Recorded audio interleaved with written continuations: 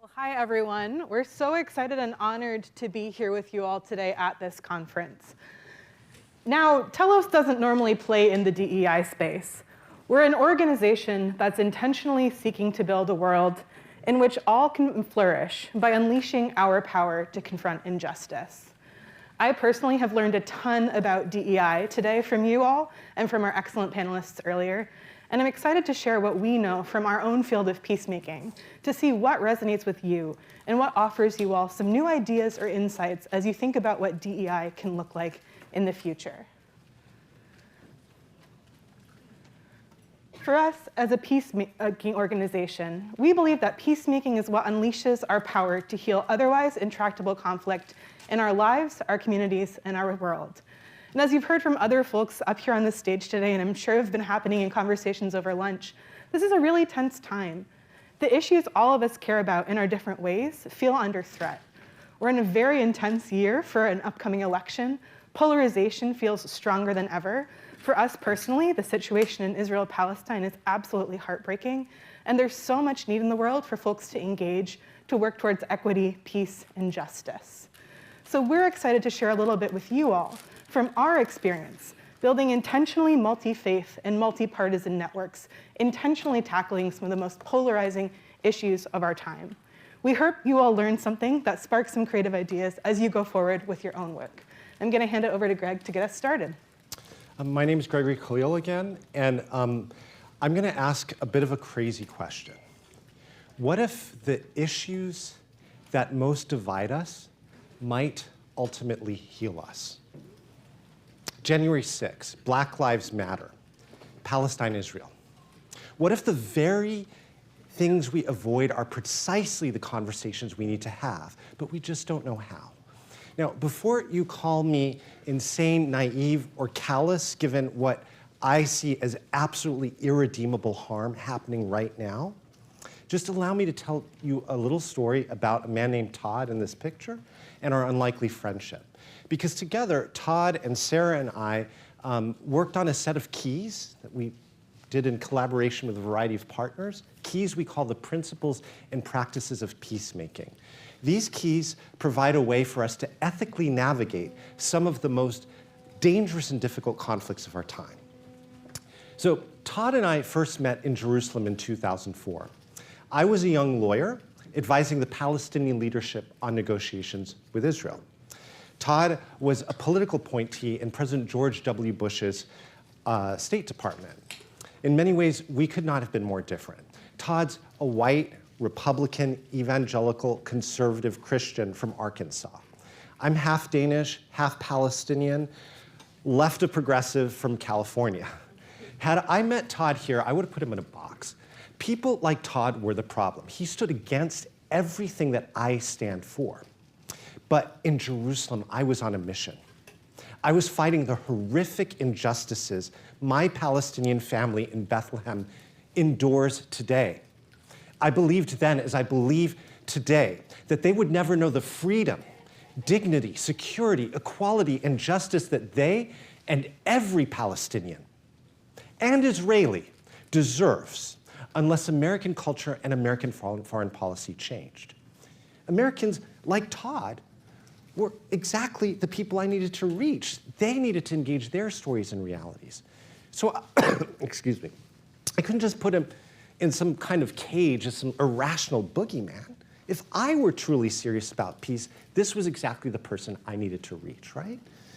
We spent a day together immersing in the realities and stories of Palestinian families. And Todd's perspective began to shift. No, he didn't turn against Israelis, but he started to see a larger truth. He empathized. He felt implicated. He would later describe this day as life-changing. So fast forward 5 years, I literally witnessed thousands of leaders transform, like Todd on the ground, and I moved back to America with a really big idea. What if we enabled thousands of people, liberals, conservatives, believers, non-believers, to have similar life-changing transformations? Could we then weave this diverse group of people into a missing movement for just peace? So I met Todd at Starbucks one day, and I told him this story. And to my surprise, he didn't snuff out my exuberance. He actually said, wait a second, I had a very similar idea. People first need to see what I saw. That's key. Let me build this with you. I was totally stunned. Senior official, 4 kids in school, willing to risk everything to do what he believed was right. This crazy conservative was still conservative, and we would still disagree on many issues, including Israel. But I couldn't just throw him and put him in that box. That cage for him, that cage I built for him and people like him, it didn't fit. It got me wondering, what if people you once saw as your enemies might actually help you discover your life's work? What incredible things might you do together? So in 2009, excuse me, I'm getting over a cold. We founded Telos. We joined our forces, founded Telos. And since we brought over 2,000 Americans to Israel-Palestine on life-changing transformations. They came and they saw and heard different stories, like of Palestinians and Israelis, like Bassam Aramin and Robbie Damlin, a Palestinian father and an Israeli mom who tragically lost children in the conflict, but who came together to say, as tragically so many other families are having to deal with today, not one more drop of blood in our name. And our alumni came home and they told a different story. Thousands of blogs, thousands of sermons, articles, conversations with friends, family, elected officials, centering human rights, best-selling novels, some of which I'm guessing a few of you have read. And they started changing the story. Sadly, not fast enough and not at scale, admittedly, if we look at what's happening today. But people as different as Todd and myself, locking arms to center a pro-human rights message that fundamentally emboldens every Palestinian Israeli life in the end. Now, I know this current moment is beyond hopeless in so many ways, and we'll get to that in a second. But I don't want to seem callous talking about Israel-Palestine when there's a reality on the ground there that is also driving division back here. That, I mean, what do you say to the families experiencing what millions of people have never known? What do you say to the people who are still held captive, to the thousands who've lost their lives right now? This is an absolute horror. So I'm not trying to say, like, let's look at that and just pretend that everything's okay. It's not. This work is critically important and it needs to grow. But there was one truth that I want to hold up that was just as true then as it is today, and that there will be no good future for anyone in Israel-Palestine without a good reality for everyone there. And something that we learned, we call this principle, it applies not just in Israel-Palestine, but it applies here, and we call it mutual flourishing. How can I deny my neighbor what I would want for myself? So Sarah's going to talk a little bit more about mutual flourishing, and we'll have an exercise in a second. But if you'll allow me, I want to tell you one more story about how we got into this room from this work over there, given that we obviously don't have a DEI background. So what happened over the years is our alumni kept coming back and saying, wait a second, we don't know our own American story.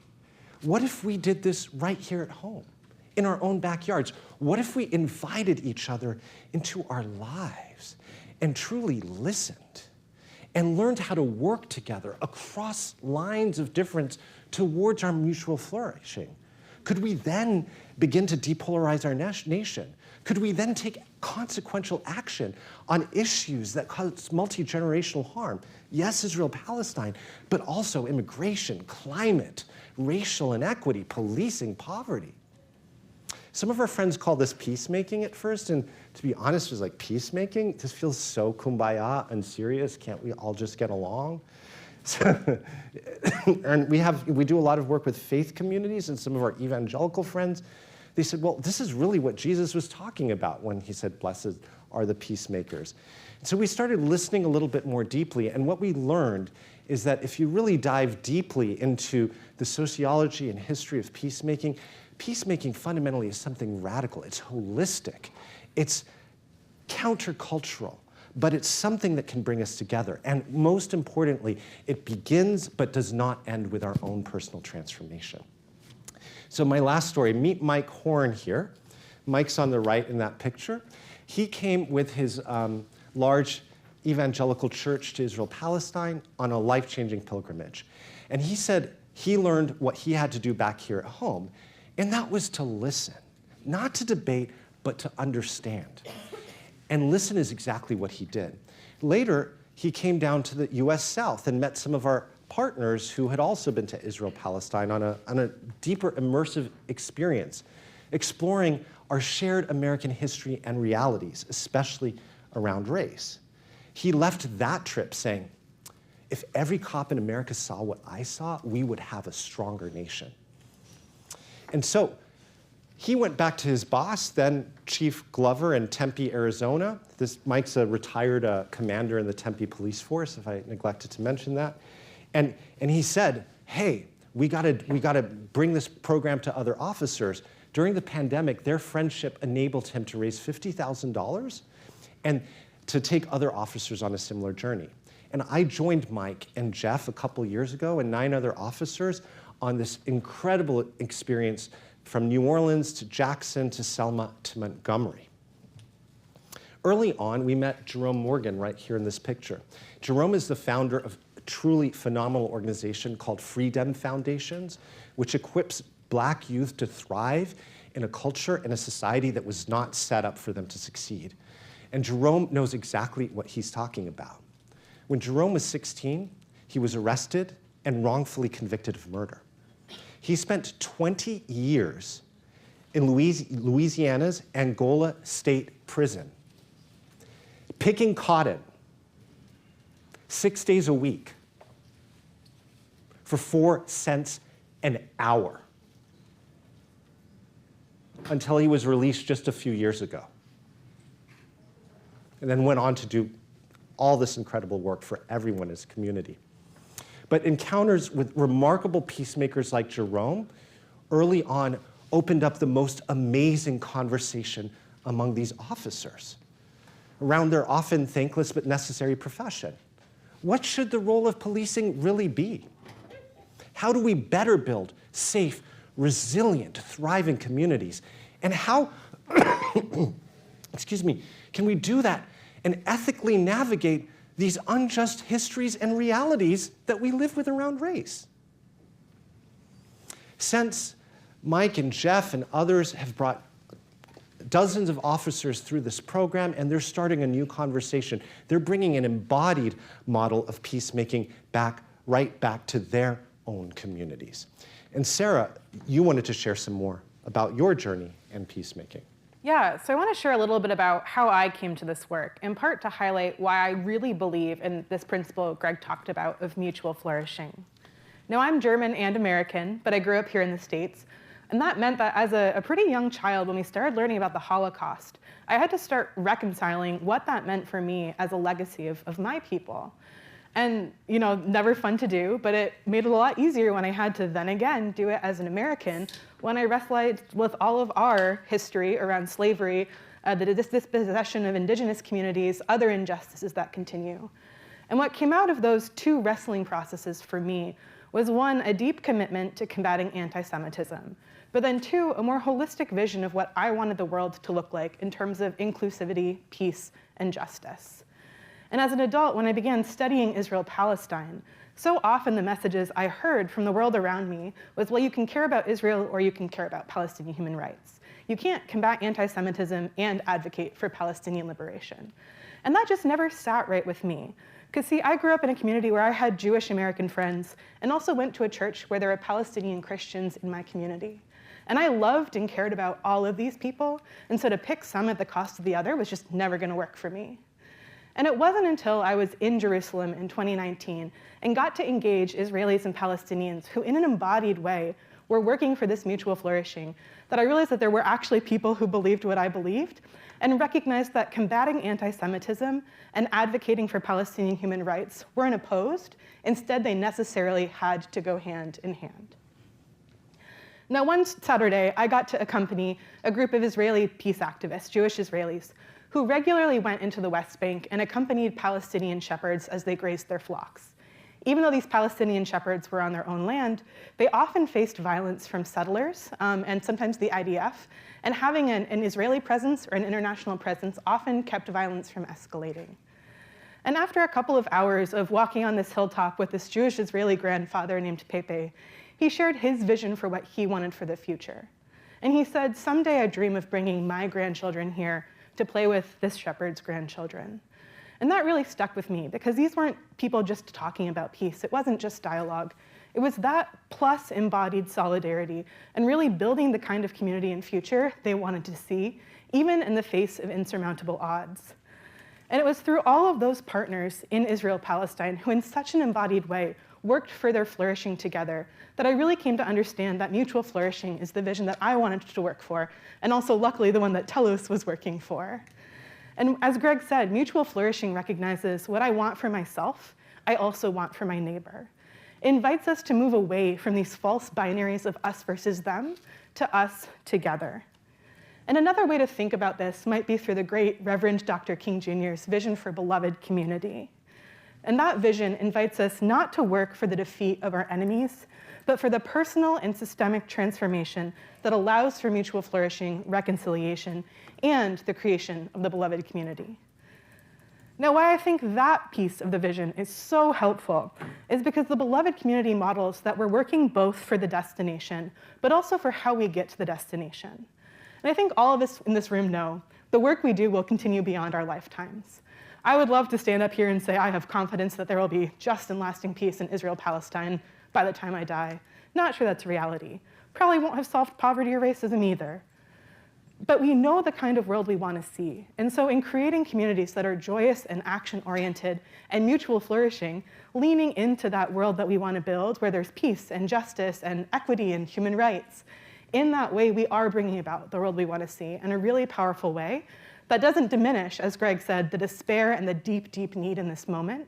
It doesn't erase the deep fears that are incredibly valid, but it does say that we believe that there's a different way of engaging that is both impactful now and also for the future we want to see. As Mother Teresa said, today, if we have no peace, it is because we have forgotten that we belong to each other. And I encourage you to think about that idea of what it means to belong to each other. And again, to think about how we move from us versus them to us together.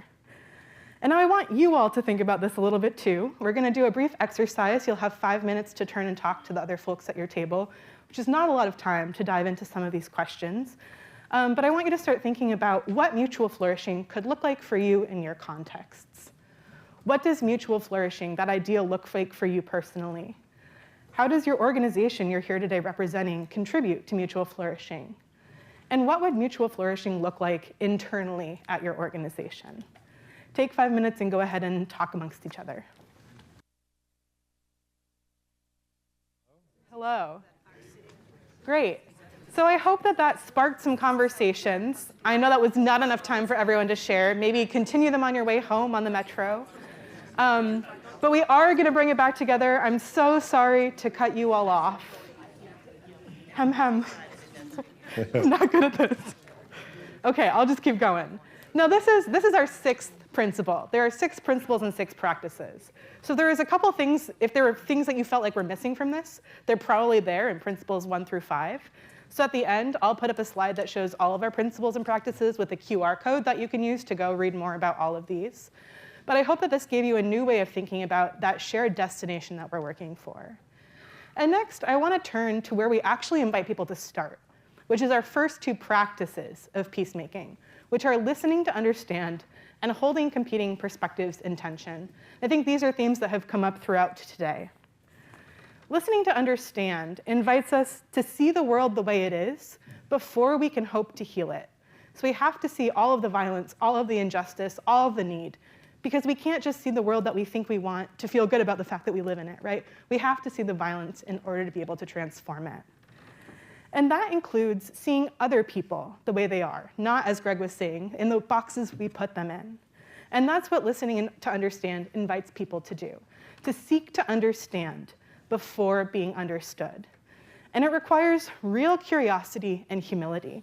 especially when you're encountering perspectives that might be offensive to you or harmful to you, or saying things that feel like violence to you, right? So this isn't an easy practice by any means, but one that opens up our ability to connect, to build those relationships, but then also to see the biggest possible scale of our shared problems in the world we need to transform, because each of us only has a limited view on our shared reality, right? They're all important. They're informed by our social location, the communities we come from, our different identities, where we grew up, and all of those pieces have to come together for us to see that biggest piece of the we, right? Not just me and them, but we, all of us together.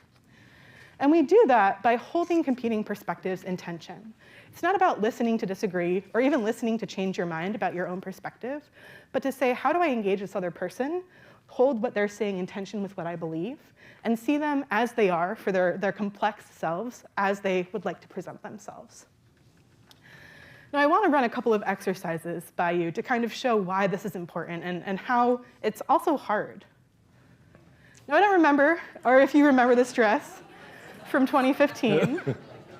Sorry for the throwback. But as we were thinking in the office one day about how to illustrate this idea of holding perspectives in tension, my colleague Sharon was like, do you remember that dress? I was like, yeah, the white and gold dress. And she was like, no, Sarah, it's black and blue. Now, Sharon and I work for an organization. We engage a lot of pretty contentious issues. And I think this was the most heated conversation we have ever had together.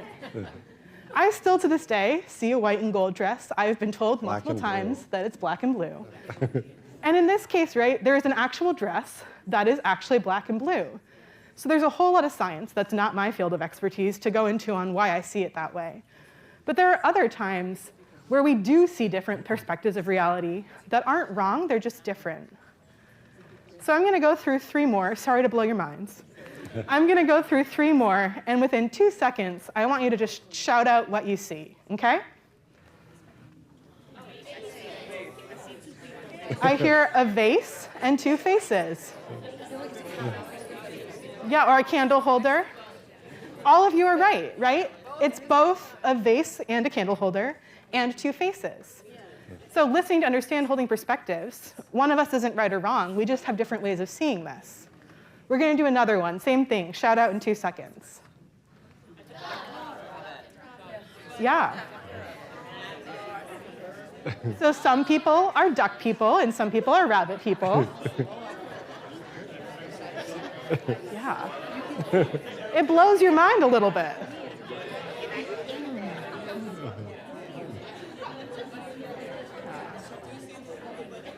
And we're going to do one last one. What do you see?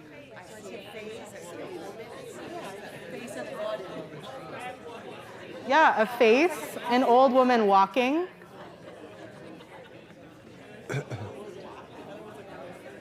All of these are kind of silly examples, right? We see different things based on what we're most drawn to in these pictures. But they highlight that bigger picture, right? We all have a limited perspective on what is actually there. And so it's, again, engaging with curiosity and humility across those lines of difference, hearing someone's perspective that's different than yours, holding it in tension with yours, engaging with curiosity and humility, that allows us to see the biggest picture possible of our shared reality so we can work to transform it so it actually works better for everybody. The philosopher or the physicist Niels Bohr has this great quote that I love, and it's, the opposite of a fact is a falsehood, but the opposite of one profound truth may very well be another profound truth. And I think about this a lot.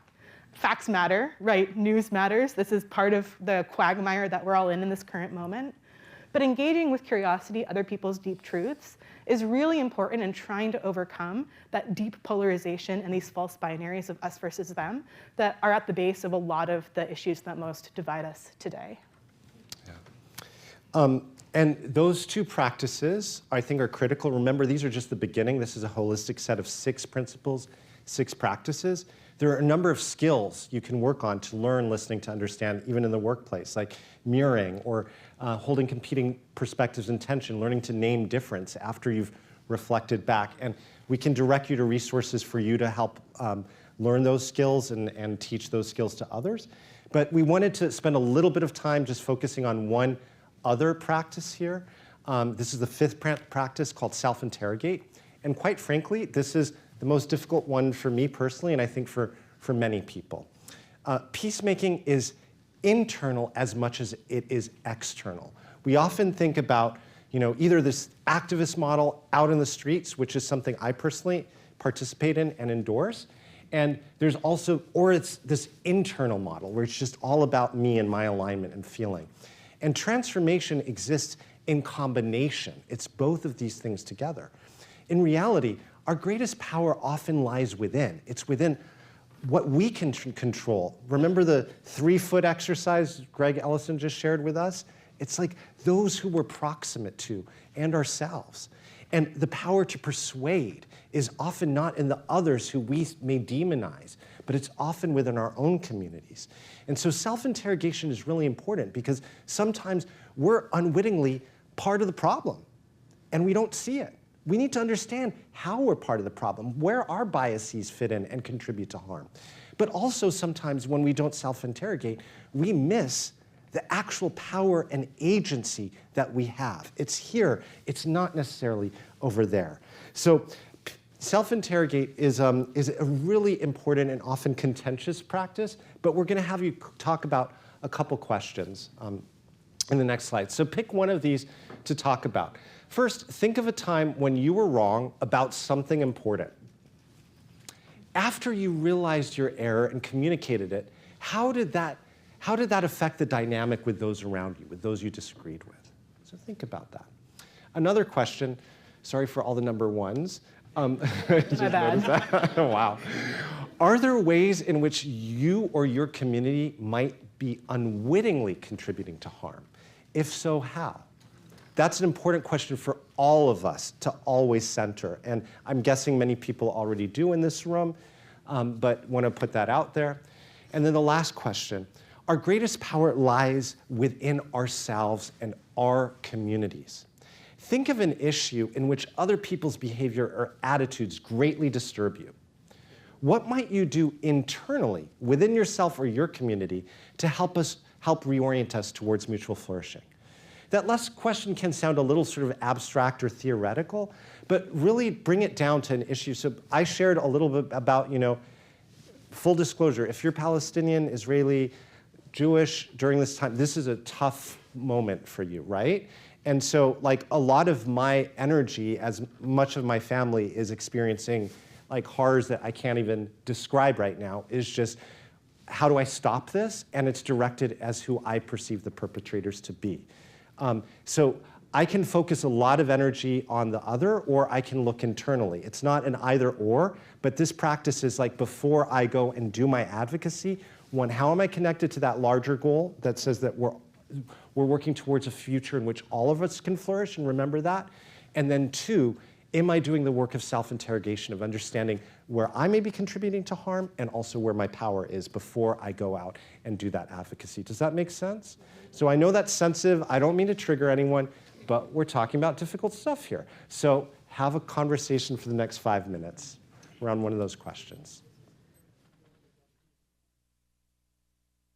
So again, I really, really hate to cut off good conversations. We need a whole conference for this, as we've said about every single panel up here. But I want to land us in a place about what we do after self-interrogate, right? Greg set us up. Peacemaking is internal, so we self-interrogate. But peacemaking is also external. It can't just end with that personal transformation. And that looks like going out and advocating. Now, when some people hear advocacy, I'm from DC, especially in DC, they just think about going to Capitol Hill and lobbying. That's not what we mean. Like, that's an important piece of this for all the issues we care about. But advocating can look different, right? It can look like speaking up and not being afraid of plopping in a meeting in front of a group of invested folks. It can look like lobbying your boss to come to a conference like this, to learn more and bring it back to your organization, right? So advocate can look different for each of you in your different contexts. But it's really important, and I mean, I'm preaching to the choir, right? You guys are already here. But it's really important that that internal transformation isn't the end. It's part of the way that we get to that external transformation. And I want to leave us on a place that talks a little bit about hope. Because I'll be the first to admit, in this moment, I feel pretty hopeless, right? Pretty pessimistic about the situation around us, pretty pessimistic and fearful about the election. And yet I also still have hope. Because for me, hope isn't a feeling. It's also not an adjective or a noun. Hope is a verb. And I learned this from one of our partners, a Palestinian pastor called Mitri Raheb, who when he was asked, how do you feel hope, responded, hope is what you do. And that's what I've been able to hold on to in this work at Telos and in this moment, when it feels like those problems that we're all facing together are absolutely insurmountable. The belief that it matters how we choose to show up, working to build a more diverse, equitable, inclusive world of belonging, hitting all those DEI points. And I know that you all know what this looks like in your work, right? That's why you're here today. So that's my invocation for you all is, right? Go out and figure out how you can take what you've learned today from us, from all of the other wonderful presentations, and put it into action. Go out and do hope. And I'd like to end by offering a very short poem that I think will give all of us a practical way to do hope. It will consolidate a lot of, I think, what we talked about today. It's from 14th century Muslim Sufi poet named Hafez. And he wrote, "The small man builds cages for everyone he knows, while the sage who has to duck her head when the moon hangs low keeps dropping keys all night long for all the beautiful, rowdy prisoners." You see, story is both cage and key. Story can destroy. When we tell stories about those people, those Israelis, those Palestinians, those Muslims, those LGBTQ+, those crazy Christians, we've all done it. I did it to Todd, who I was telling you about earlier, to the cops that I had spent a week with. But story is also key. Story can liberate us too when we stop caging each other and ourselves, when we turn towards each other and start truly caring and listening, recognizing that yes, most of even our perceived enemies grasp a critical piece of the larger truth too. You see, there is a really big lie out there. It's that the way the world is the way the world will always be. And it's all their fault. I'm not to blame. What more can I do? But peacemakers know that's false. We know there is one constant in this bizarre reality we call life, and that is change. And that we're all part of the changing, whether we like it or not, for better and for worse. So it's never really been a question of whether one person can change the world, because we all do. That's what it means to be alive. But how? How will we change our world? How will I self-interrogate? How will I change? And so as we head out today, we want to invite you into a very difficult space outside of our offices. Just got the red light, so my final word before inviting Mark back up here. Guys, the world is so complex right now. In so many ways, it feels so hopeless. But hope is an action. It's something we can do. So today and all through this long, dark night that might be coming, please keep dropping those keys.